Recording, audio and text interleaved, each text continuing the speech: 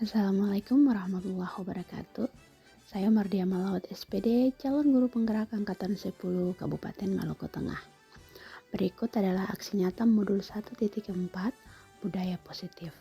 Di sini saya akan melakukan diseminasi budaya positif di SMP Negeri 101 Maluku Tengah dan menyusun keyakinan kelas bersama siswa.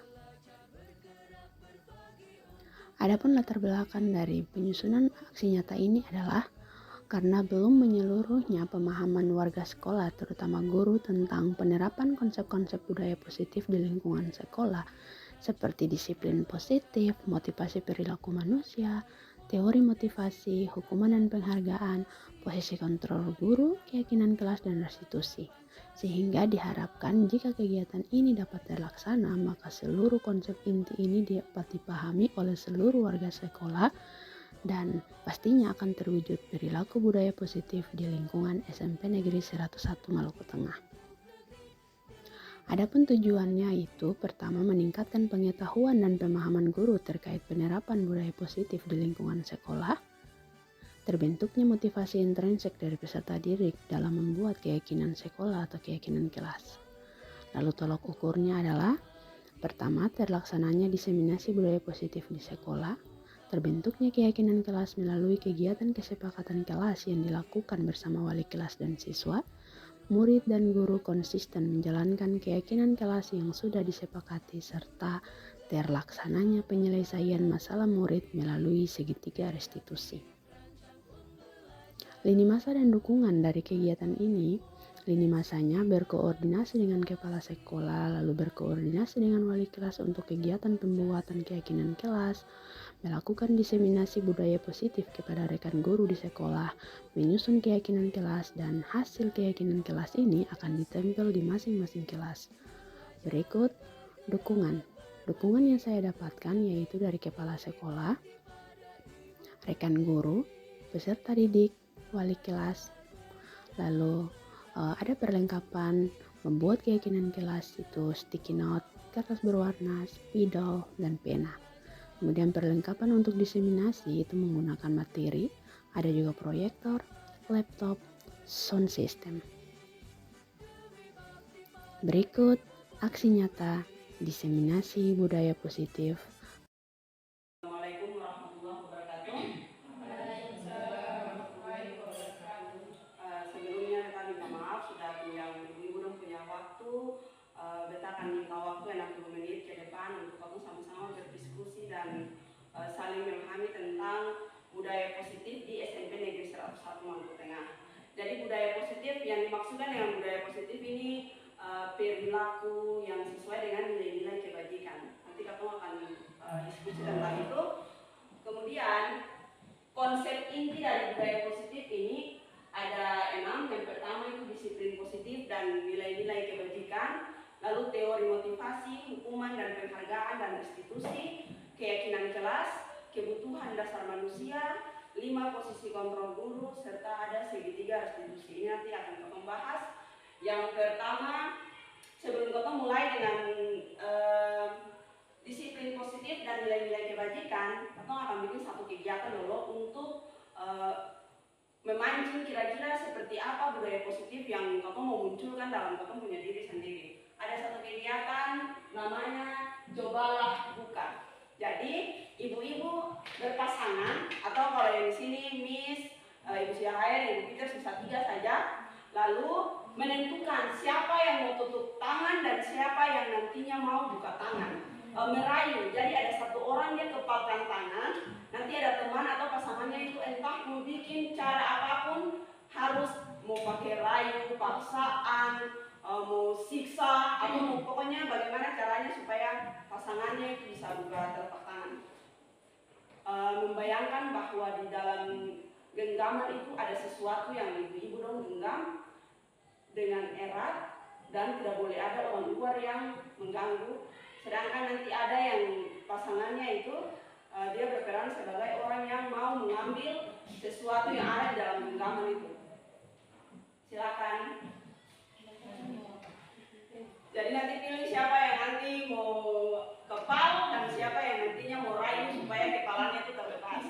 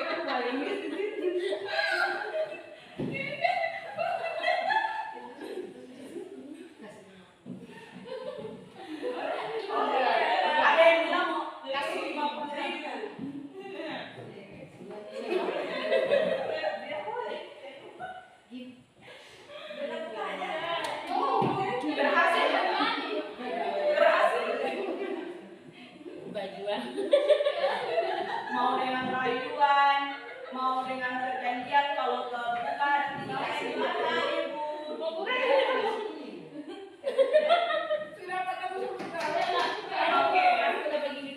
dari kegiatan tadi, apakah ibu-ibu yang membuka kepala tangan, siapa yang membuka dan siapa yang merayu? Dari Ibu Syahaya dong, siapa yang kepala? Ibu Syahaya yang kepala, Miss, dan Ibu Peters yang merayu. Dari kegiatan itu, kira-kira Ibu Syahaya mau buka ke sini? Mau buka kepala itu atau tidak? Awalnya saya mau, tapi karena paksaan dengan gili-gili dan bilang kalau saya buka tangan dapat kasih kecoak. Berarti ada ancaman, ada rayuan, dan akhirnya Ibu Syahaya buka kepala tangan. Kalau Ibu Ar dan Ibu Selu buka atau tidak? Buka. Tadi kepalanya terbuka. Dengan alasan memberikan hadiah. Kalau Ibu Una dan Ibu Lela dengan penghargaan atau dengan perjanjian kalau buka tangan berarti nanti dapat kasih hadiah lagi. Jadi dari kegiatan itu kita bisa prinsip begini. Kira-kira yang mempunyai kendali atas ketemu punya diri itu siapa? Yang punya kendali untuk mau membuka dan menutup kepalanya itu siapa? Apakah orang yang merayu ataukah dari siapa yang punya kendali atas kepala tadi? Diri sendiri. Ya, diri sendiri. Jadi mau itu ada kendala dari luar dan kendala dari apapun, mau rayuan, mau ancaman, mau hukuman, tetapi kalau ketemu prinsipnya bilang tidak akan membuka kepala tangan, maka kepala tangan itu tidak akan terbuka. Tapi ketika kita membuka tangan itu sebenarnya kita memberikan ruang kepada orang lain untuk masuk ke dalam ketemu dunia, untuk orang lain mempengaruhi ketemu. Mempengaruhinya dengan cara apa? Rayuan. Nanti tadi Ibu saya bilang kasih 50.000 boleh. Terus nanti dapat traktir di tanggal 6, nanti ada dapat hadiah. Jadi seperti itu. Ada motivasi-motivasi lain yang memberikan alasan sehingga ketemu kepala tangan tadi itu dia bisa terbuka. Seperti itu. Itu artinya kita memberikan ruang untuk orang lain mengontrol ketemu. Kalau berdasarkan Dr. William Glasser, teori kontrolnya itu dia seorang psikiater dan pendidik. Dia dalam buku kontrol teori yang kemudian berkembang yang dinamakan dengan choice theory, dia meluruskan ada beberapa miskonsepsi atau pemahaman yang kurang terkait dengan makna kontrol. Jadi miskonsepsi makna kontrol dari Dr. William Glasser ini dia mengatakan bahwa ada beberapa miskonsepsi makna kontrol di dalam motivasi perilaku manusia. Bahwa miskonsepsi makna kontrol ini pertama ilusi guru mengontrol murid, kemudian ilusi bahwa semua penguatan positif itu efektif dan bermanfaat, dan miskonsepsi yang berikutnya yaitu ilusi bahwa kritik dan membuat orang merasa bersalah dapat menguatkan karakter, serta miskonsepsi ilusi bahwa orang dewasa itu dia memiliki hak untuk memaksa. Pertama, miskonsepsi berdasarkan menurut William Glasser yaitu ilusi guru mengontrol murid. Di sini kita selalu berpikir bahwa apa yang kita lakukan, apa yang guru lakukan itu harus dilaksanakan oleh peserta didik. Anak itu kita mampu untuk mengontrol dia sehingga perilaku anak yang dia lakukan dalam bentuk apapun itu kita yang menentukan itu. Berikut ilusi bahwa semua penguatan positif ini dia efektif dan bermanfaat. Yang dimaksudkan dengan penguatan positif itu dia efektif dan bermanfaat di sini bahwa guru melakukan sesuatu kepada peserta didik berdasarkan penghargaan atau hadiah, sehingga miskonsepsi ini kita menganggap bahwa murid melakukan sesuatu itu karena ada penguatan dari guru dan dari orang lain. Miskonsepsi yang berikut berdasarkan teori kontrolnya Glasser yaitu ilusi bahwa kritik dan membuat orang merasa bersalah itu dapat menguatkan karakter. Kita beranggapan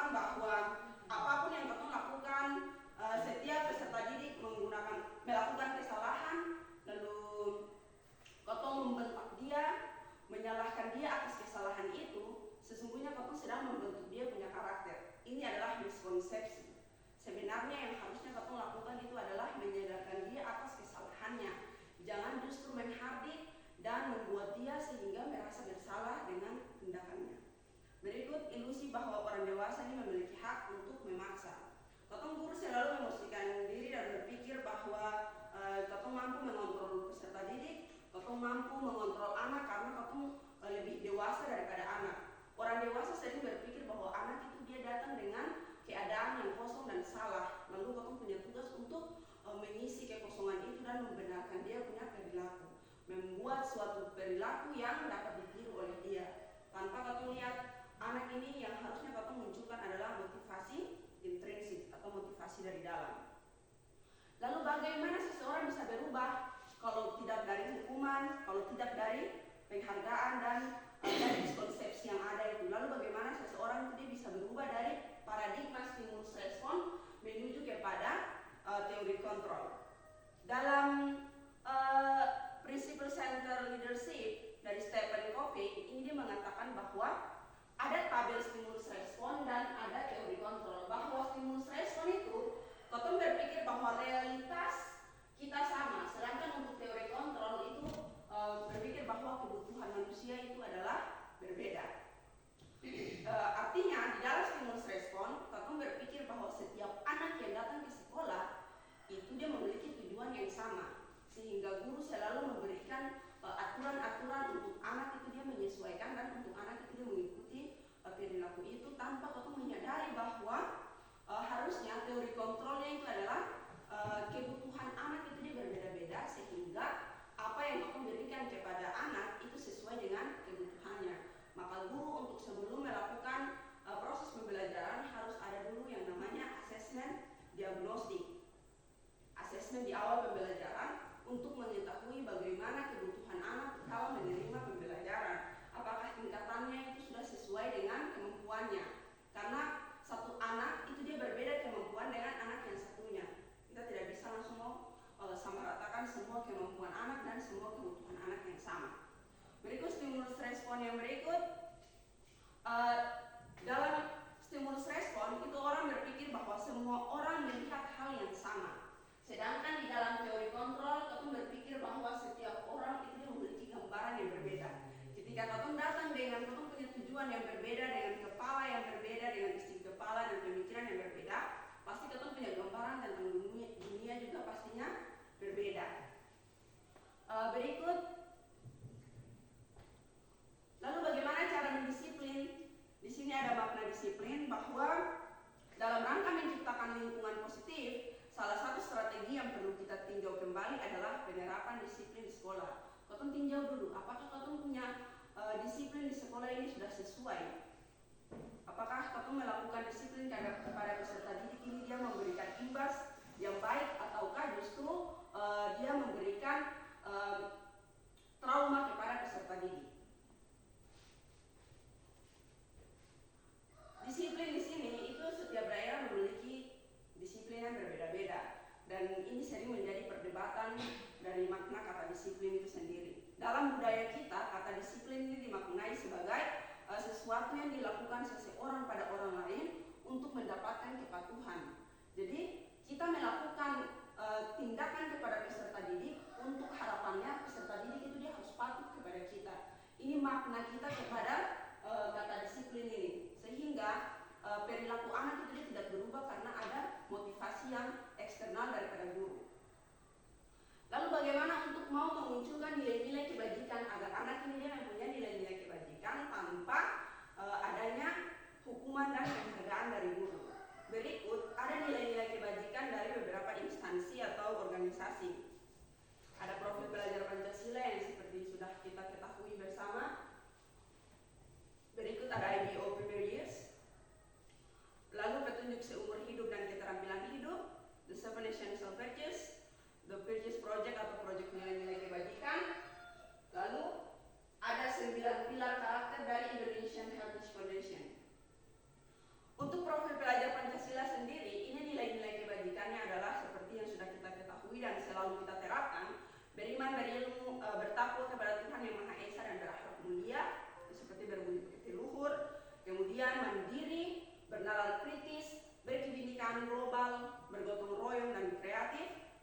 Lalu nilai kebajikan dari IBO Primary Years Program, yaitu toleransi, ingin tahuan, kreativitas, kerjasama, percaya diri, komitmen, rasa hormat, integritas, mandiri, menghargai, antusias, dan empati. Berikut ada 9 pilar karakter dari Indonesian Heritage Foundation. Itu adalah cinta Tuhan dan segenap ciptaannya, kemandirian dan tanggung jawab, kejujuran, amanah atau diplomatis, hormat dan santun, lalu dermawan, suka menolong dan gotong royong, percaya diri, kreatif dan bekerja keras, kepemimpinan dan keadilan, baik dan rendah hati, kemudian toleransi, kedamaian dan kesatuan. Ini dari Indonesian Heritage Foundation. Organisasi yang berikut soal petunjuk seumur hidup dan keterampilan hidup.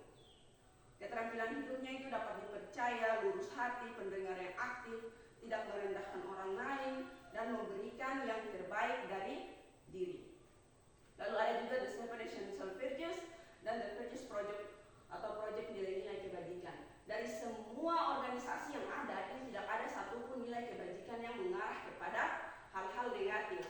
Karena semua organisasi pastinya mau untuk anggotanya itu memiliki nilai-nilai kebajikan yang berbudi pekerti luhur, sehingga entah itu mau dari proyek dari profil pelajar Pancasila, mau dari IBO ataupun Heritage Foundation Indonesia, itu tetap memiliki nilai-nilai kebajikan yang sesuai dengan kondisi.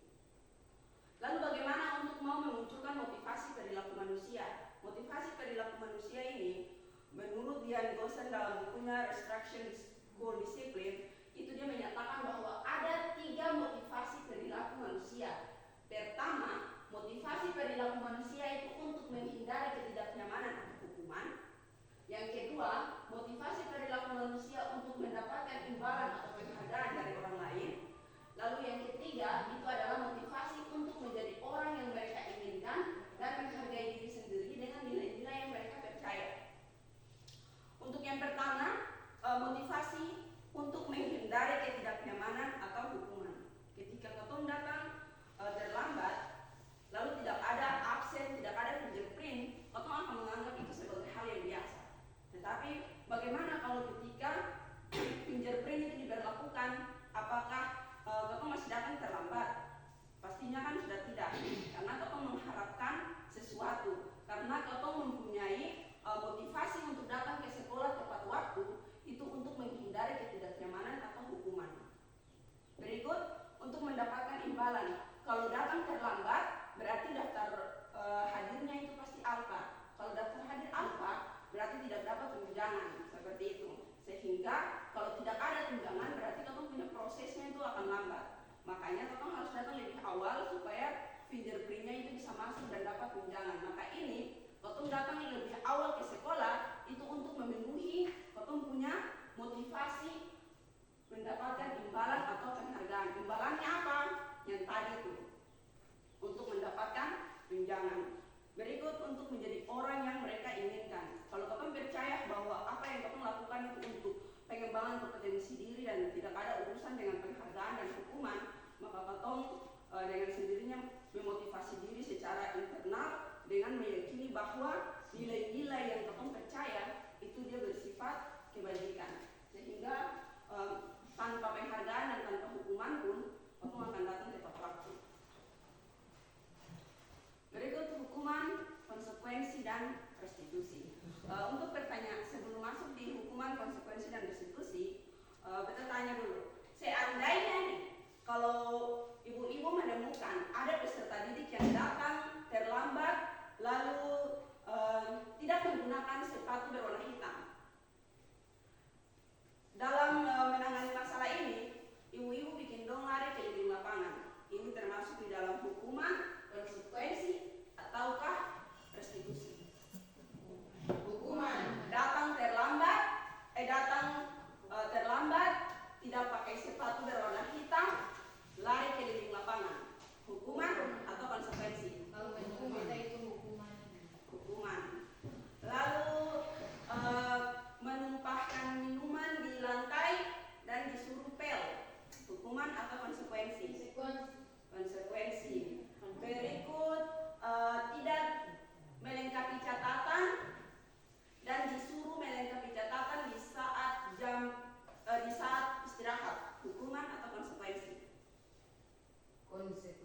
Konsekuensi catatan tidak lengkap disuruh lengkapi di jam istirahat. Berikut loncat pagar karena datang terlambat, lalu disuruh tulis sebanyak 100 kali di buku. Hukuman atau konsekuensi? Hukuman.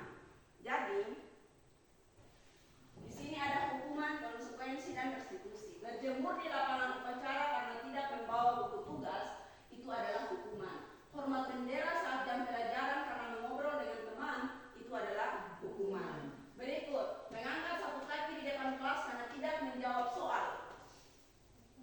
Hukuman. Berikut, melap meja karena menumpahkan tinta. Konsekuensi. Berikut, disuruh lari keliling lapangan oleh guru piket karena terlambat datang ke sekolah. Hukuman. Berikut, tidak diizinkan bermain karena mencederai teman. Konsekuensi. Dia tidak diizinkan bermain dulu sementara dengan temannya karena dia mencederai temannya. Konsekuensi. Menulis di buku sebanyak 100 kali kalimat saya tidak akan bolos lagi. Hukuman. Memberi makan cabai karena mengumpat. Jadi ada anak yang memaki, lalu bapak suruh dia ambil cili dan mau raci dia. Hukuman atau konsekuensi? Hukuman. Menggunting rambut siswa karena rambutnya panjang. Konsekuensi.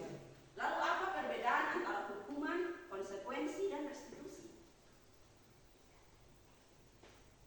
Perbedaan antara hukuman, konsekuensi, dan restitusi. Jadi hukuman ini itu sesuatu tindakan yang kita berikan kepada peserta didik yang tidak sesuai dengan perilaku yang dia lakukan dan cenderung bersifat negatif. Sedangkan konsekuensi itu adalah tindakan yang kita lakukan kepada peserta didik sesuai dengan perilakunya, dengan sesuai dengan perilaku tindakan. Dia menumpahkan minuman ke lantai, kau suruh pel, berarti kau menyuruh dia untuk bertanggung jawab atas perilaku yang dia lakukan. Itu konsekuensi. Kalau dia bolos sekolah, lalu kau suruh dia catat saya tidak akan bolos sekolah lagi sebanyak 100 kali, itu tidak ada hubungan antara bolos sekolah dengan mencatat 100 kali. Lalu kalau dia datang ke sekolah catatannya tidak lengkap, atau suruh untuk lengkapi di jam istirahat tanpa mengganggu jam pelajaran yang lain, maka itu adalah konsekuensi. Atau memberikan tindakan yang sesuai dengan perilaku tindakannya. Lalu ada juga dihukum oleh penghargaan. Menurut Alfikon bahwa penghargaan ini itu dia bersifat jangka pendek. Mengapa penghargaan bersifat jangka pendek? Karena ketika kita memberikan hadiah kepada anak, hari ini ibu kasih permen, hari ini ibu kasih uang, lo tolong menyapu halaman, tolong menyapu emper, dia akan lakukan. Lalu setelah kau sudah tidak lagi kasih uang atau kasih hadiah, maka dia sudah tidak akan lagi melakukan kegiatan itu. Ini yang dinamakan dengan penghargaan, itu dia memiliki jangka yang pendek. Lalu penghargaan tidak efektif. Penghargaan merusak hubungan. Penghargaan mengurangi kecepatan. Penghargaan menurunkan kualitas, dan penghargaan itu dia mematikan kreativitas, serta penghargaan menghukum karena sebenarnya semua yang kamu lakukan itu harus dia berasal dari dalam diri. Tidak boleh, tidak mesti bahwa apa yang kamu lakukan itu adalah sesuatu yang atas desakan dan dari perintah dari orang lain. Kamu harus sadar bahwa ini yang kamu lakukan, ini yang terbaik. Jadi harusnya penghargaan yang setinggi-tingginya itu adalah bahwa kamu mempelajari sesuatu, kamu telah sampai di posisi ini, kamu telah sampai pada titik ini, maka itu adalah penghargaan kepada diri sendiri. Harus ada motivasi dari dalam diri, motivasi intrinsik. Harus percaya diri bahwa apa yang sudah kamu lakukan, kamu telah sampai di pencapaian itu, maka itu kamu punya keberhasilan, itu kamu punya kesuksesan. Maka penghargaan kepada diri sendiri itu lebih baik daripada kamu mengharapkan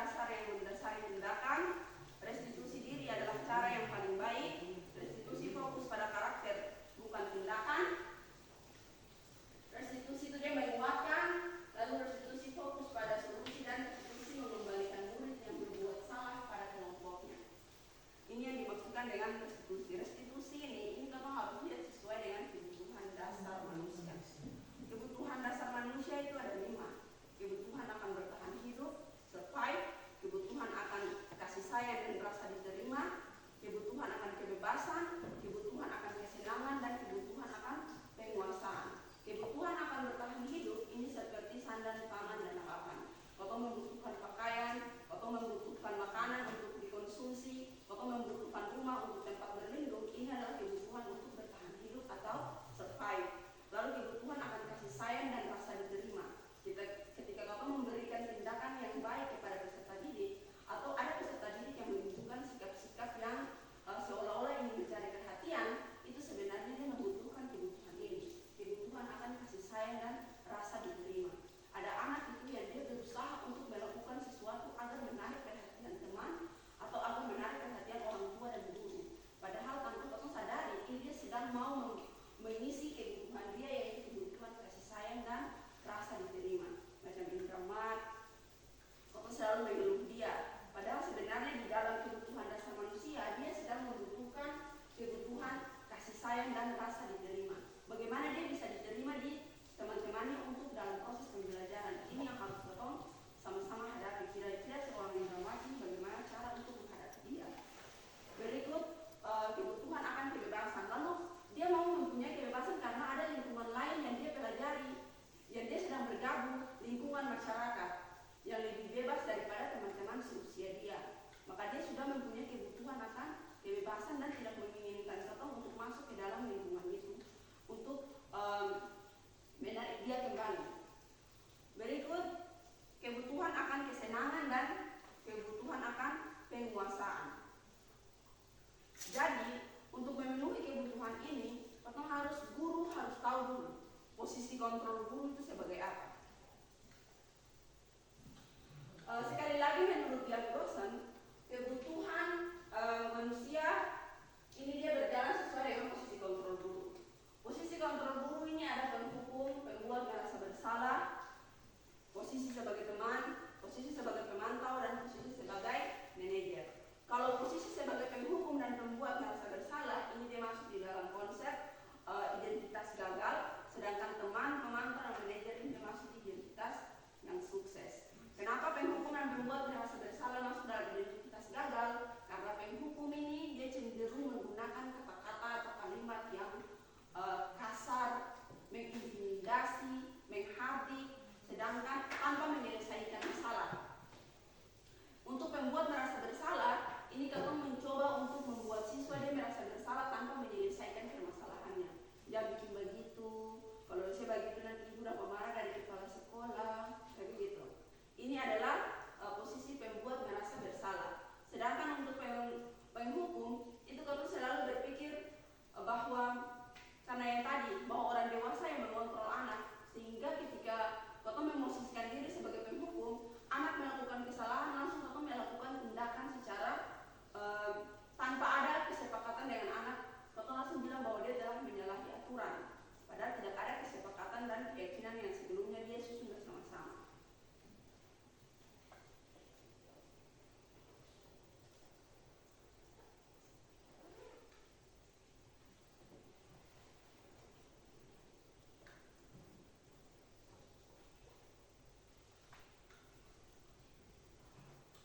Untuk motivasi eksternal di penghukum, pembuat merasa bersalah, teman, dan pemantau, itu guru itu dia selalu menghardik, menunjuk-nunjuk, menyakiti, dan menyindir. Kalau saya bikin ini lalu mau bikin bagaimana lagi? Itu sebagai penghukum. Kalau pembuat merasa bersalah, kalau saya bikin ibu kecewa dan kayak begitu. Kalau saya bikin lain nanti ibu yang dapat marah. Kalau sebagai teman, ya bikin dulu nanti mau ibu datang cek. Itu sebagai teman, tapi tidak ada penyelesaian. Sebagai pemantau, oh iya, barang ini sebenarnya aku bagaimana? Tanya saja, tapi tidak ada tindakan apa-apa. Berarti ini sebagai pemantau. Lalu yang manajer itu akan duduk bersama siswa, menanyakan dia punya kondisi, melakukan diagnostik terhadap dia, dan menyadarkan dia akan kesalahannya, baru melakukan restitusi, baru cari solusi. Kira-kira dari siswa ini dia punya tindakan, solusinya apa? Itu di posisi manajer. Dari semua ini, itu kita dapat melakukan restitusi dengan menggunakan segitiga restitusi.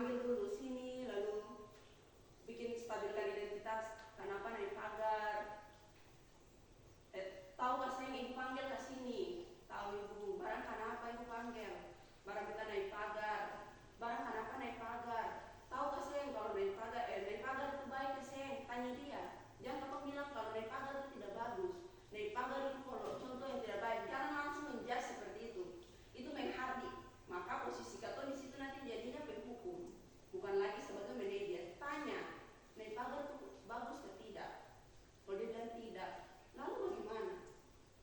Kalau menurut saya yang baik itu bagaimana? Kalau naik pagar itu tidak bagus, berarti yang bagusnya itu bagaimana? Jangan naik pagar. Barang kenapa sampai naik pagar? Stabilkan dia punya identitas itu selesai, lalu validasi tindakan yang salah. Kalau kenapa naik pagar? Langsung dia bilang, tanya dulu alasannya, karena semua orang melakukan sesuatu itu kan pasti ada alasan. Berarti alasan dia naik pagar itu apa? Karena datang terlambat. Ini sudah divalidasi tindakan yang salah. Karena mereka datang terlambat, mereka tak dulu piket di gerbang, mereka naik pagar.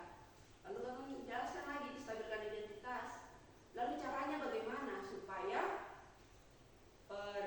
naik pagar? Kan kalau mau menurut ketong secara memposisikan diri sebagai penghukum, pasti ketong bilang, makanya ada tempo. Bangun tempo dari jam 5:30 supaya jangan datang sekolah terlambat. Lebih bisa lewat gerbang, pastinya kan selalu bikin begitu toh. Nah, kalau ketong posisikan diri sebagai manajer dan melakukan segitiga restitusi, pasti ketong tanya dia begini, lalu supaya jangan lompat pagar, mesti bagaimana? Kalau dia bilang kita harus bangun tempo dan kita akan lewat gerbang supaya kita loncat pagar lain. Tanya lagi, kira-kira loncat pagar itu sudah yang sesuai dengan kamu punya keyakinan kelas itu yang mana? Tindakan yang kau lakukan ini yang dia berkaitan dengan keyakinan kelas. Terusnya kan dia bilang disiplin. Karena kalau dia pasang keyakinan kelasnya itu disiplin, berarti ketika dia lompat pagar dengan alasan karena datang terlambat, berarti dia sudah tidak disiplin. Tidak disiplin ini berarti dia sudah tidak konsisten lagi dengan dia punya keyakinan kelas. Sedangkan keyakinan kelas ini itu dia beda dengan peraturan kelas. Bisa keyakinan sekolah, bisa keyakinan kelas. Kalau keyakinan sekolah berarti ketemu seluruh warga sekolah. Kalau keyakinan kelas ketemu bersama guru, bersama wali kelas dan siswa itu sama-sama menyusun keyakinan kelas. Apa perbedaan antara peraturan kelas dengan keyakinan kelas? Kalau peraturan kelas itu dia selalu menjas, dia selalu memerintah dan selalu menggunakan kata jangan. Tetapi kalau keyakinan kelas ini adalah sebuah aturan yang disepakati. Jadi kalau bilang aturan juga dia sudah terlalu melenceng, makanya kita bilang saja bahwa ini adalah suatu kesepakatan yang penting bersama-sama di dalam kelas yang siswa dia buat untuk dirinya dan untuk nanti dia jalankan. Bukan peraturan dari sekolah kamu bawa ke kelas lalu kamu bilang ini sudah ada aturan, silakan kamu ikuti. Saya boleh lompat pagar, saya boleh datang terlambat, saya boleh pakai sepatu selain warna hitam, saya boleh merokok, dan kamu selalu menggunakan kata jangan merokok di lingkungan sekolah, jangan. Teman ini selalu menghukum anak. Jadi jangan membuang sampah sembarangan. Iya, jangan mencoret-coret tembok. Maka bisa ganti saja dengan langsung cinta lingkungan, peduli terhadap lingkungan. Maka dia tidak akan mencoret tembok, dia tidak akan membuang sampah sembarangan, dia tidak akan ludah sembarangan. Menghargai orang lain, itu dia tidak akan lagi berbicara saat temannya presentasi, dia tidak menyelak dari perkataan guru, dia tidak menggunakan kalimat-kalimat atau verbal yang kasar. Lalu misalnya ada lagi, intinya kalau keyakinan kelas dan peraturan kelas itu ada perbedaannya. Jadi semua yang kamu lakukan ini berdasarkan kesepakatan. Siswa harus juga punya kesepakatan untuk dia jalani di dalam kelas dan di dalam lingkungan sekolah. Mungkin itu saja untuk diseminasi budaya positif. Ada pertanyaan? Silakan. Ada pertanyaan? Ya, silakan Ibu Siahaya. Terima kasih atas kesempatan yang diberikan.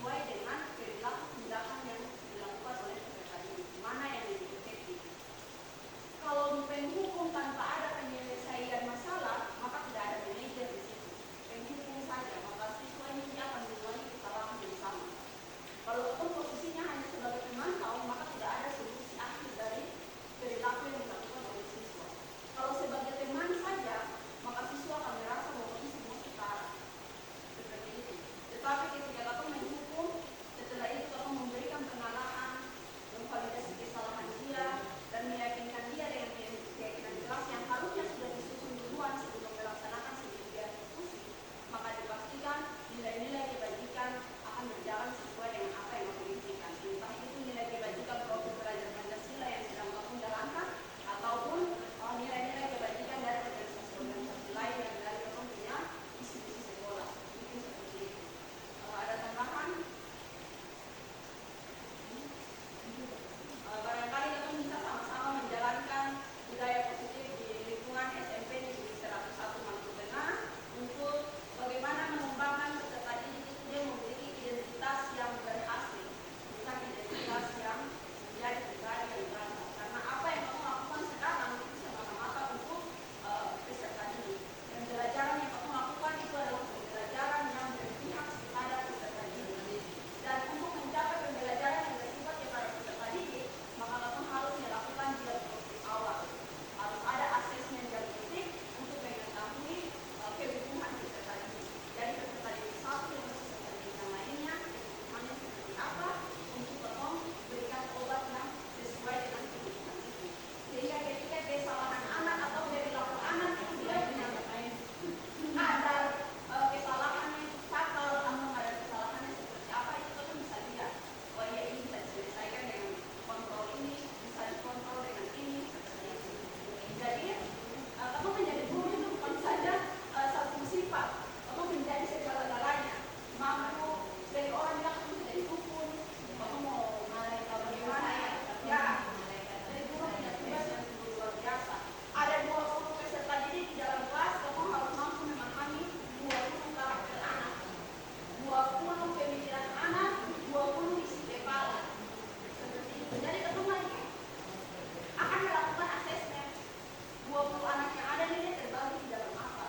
Jadi pembelajarannya pembelajaran berdiferensiasi. Ketika kamu belajar lagi nih, berikut bagaimana pembelajaran berdiferensiasi. Mungkin itu saja. Terima kasih atas kesempatannya yang sudah diberikan dan sudah meluangkan waktu yang luar biasa. Sekian. Wassalamualaikum warahmatullahi wabarakatuh.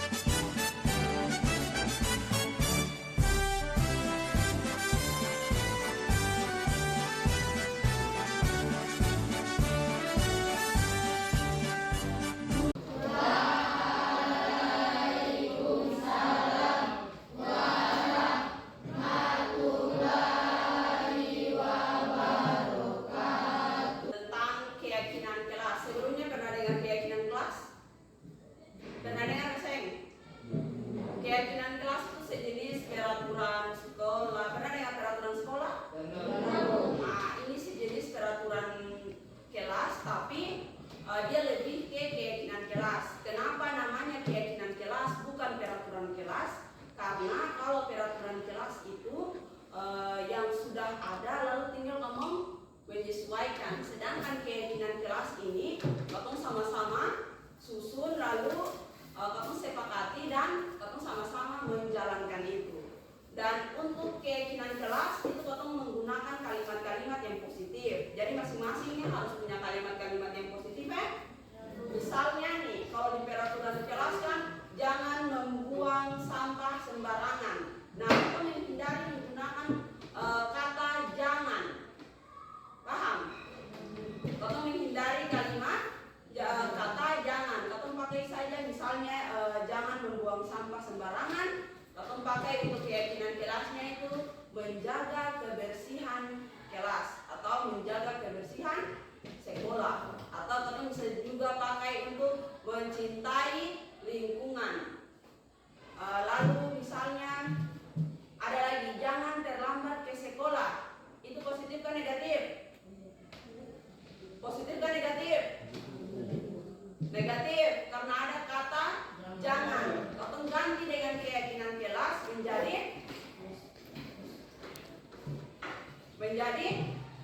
misalnya jangan terlambat ke sekolah. Berarti kamu bisa ubah dengan disiplin atau lebih awal datang ke sekolah atau tidak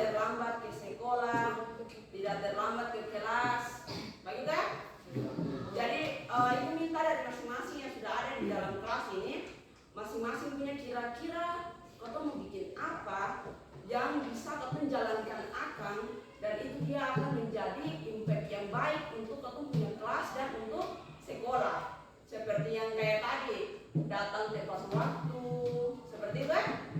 Datang tepat waktu, dia tidak menggunakan kalimat jangan terlambat, tapi dia lebih ke datang tepat waktu. Jangan membuang sampah, lebih ke cinta lingkungan.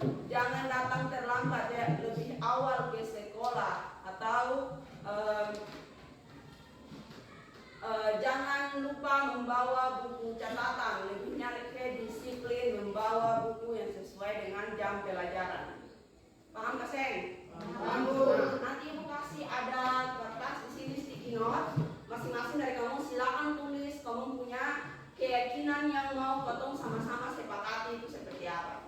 Ibu bagian ada beberapa warna, silakan nanti kamu tulis.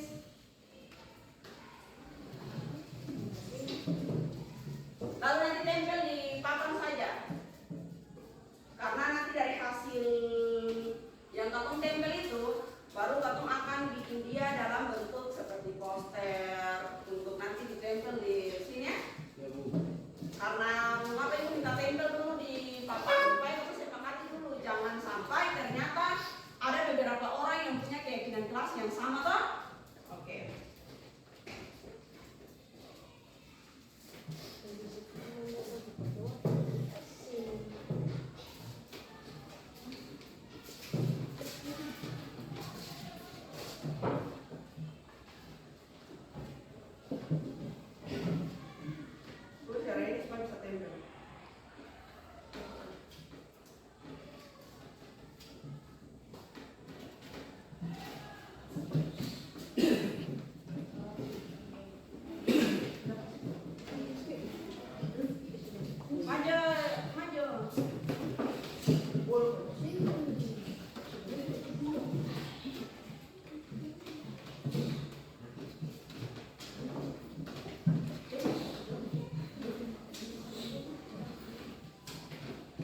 Beda keyakinan kelas dengan peraturan kelas. Keyakinan kelas itu menggunakan kalimat yang positif dan tidak menekan, sedangkan keyakinan kelas itu dia menggunakan kalimat yang positif.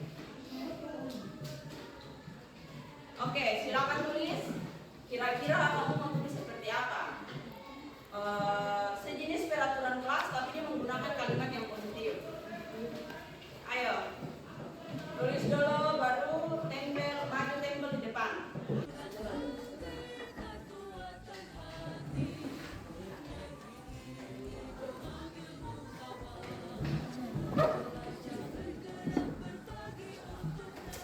Kok mana?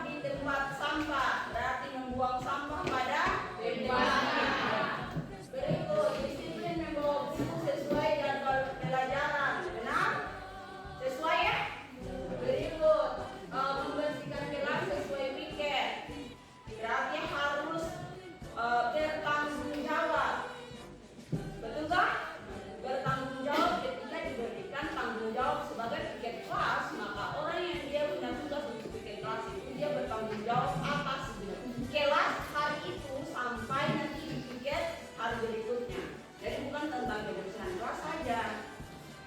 Begitulah. Berikut, menggunakan pakaian yang rapi dan bersih, berarti kerapian dan kebersihan. Lalu sepatu yang berwarna hitam, itu juga ada di dalam disiplin kerapian. Berikut, memakai pakaian lengkap, berarti tadi sama ya? Kerapian dan kelengkapan tadi ya. Berikut, tugas kelas dan tepat waktu, sama tadi ya. Berikut, kalau guru ajar jangan main di belakang, berarti tidak berbicara atau bermain saat proses belajar mengajar. Berikut, jangan mengambil barang teman, harus dimintai. Sudah bilang untuk keyakinan kelas dia beda dengan peraturan kelas. Keyakinan kelas dia tidak menggunakan kata jangan, berarti kita bisa ganti dengan meminjam barang teman, tidak boleh mengambil. Berikut, menjaga lingkungan sekolah, berarti sama dengan mencintai lingkungan. Harus datang tepat waktu, berarti disiplin. Lalu tidak boleh buang sampah sembarangan, sama juga dengan cinta lingkungan. Datang tepat waktu, dia masuk apa nih? Kalau datang tepat waktu, disiplin. Lalu memakai seragam lengkap, sama. Lalu tidak boleh saat guru ada serangan, tidak boleh beribut, berarti tidak sama, tidak berbicara saat guru menerangkan atau dalam proses pembelajaran, tidak berbicara tanpa izin, harus ada izin. Berikut, kita harus datang ke sekolah tepat waktu, berarti disiplin. Membersihkan lingkungan sekolah, berarti cinta lingkungan. Tidak boleh memukul meja saat belajar dimulai, berarti tidak ribut. Lalu harus memakai seragam yang lengkap, berarti juga kerapian. Membuang sampah ke tempat ini hampir sama semuanya. Kita harus menghormati guru, berarti hormat kepada guru. Jadi nanti dari seluruh keyakinan kelas yang poin-poin yang sudah kalian buat ini, nanti kita akan susun mana yang mau kita pakai untuk nanti kita buat dalam poster supaya tempel di sini dan kita akan pakai itu. Begitu? Dari apa tadi yang sudah disepakati? Pertama disiplin, lalu cinta lingkungan, dan apa tadi yang sudah kalian sepakati tadi? Yang sudah ditulis? Kerapian, terus kebersihan, terus cinta lingkungan, terus apa lagi? Disiplin, apa lagi? Menghormati teman, artinya tidak mengambil barangnya tanpa izin toh. Lalu gas itu akan ketong buat lalu tempel di dinding sebagai kesepakatan. Karena ini sudah disepakati toh. Oke. Jadi nanti kita akan menjalankan itu bersama, bukan kalian saja, tapi ibu juga akan menjalankan.